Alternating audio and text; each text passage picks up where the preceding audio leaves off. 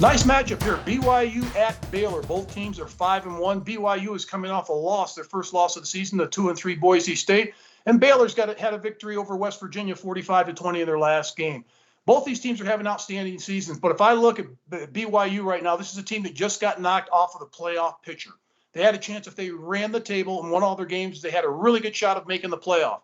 But right now, looking at this team, I want to see how they respond after that. They still have a chance to be in a New Year's Six Bowl, but they're going against a tough Baylor football team. Gary Bohannon, their quarterback's completing 66% of his passes, hasn't thrown a pick, and has 11 touchdowns on the season in the air. Dave Aranda's done an outstanding job with this Baylor football team. Last year, they won just 2 games. This year, they've won 5 games already. They're given 6 points at home. I don't think BYU is going to be up for this football game, but I know the Baylor Bears are. I'm taking Baylor in this game to win it 28-20. Well, I think BYU lost to Boise State at home, Mark, because they fumbled the ball. They were inside the 20 twice and came away with 0 points. You can't turn the football over 4 different times and expect to win the game. They're a very solid football team. Hall, the quarterback, threw for 302 yards, 1 touchdown, 1 interception, but they're going down to play Baylor.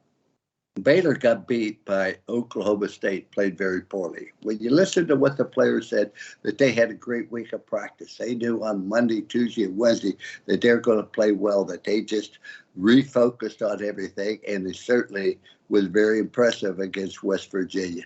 You talk about Bohannon, you talk about the receiver, Thornton, 8 receptions, 187 yards, 2 touchdowns. I think Baylor's an explosive football team, but they haven't really been tested in a sense other than Oklahoma State, and they failed that test. However, anytime you put up 526 yards total offense against a good West Virginia football team, they held West Virginia to 2.4 yards per rush. And to me, that's always a big key.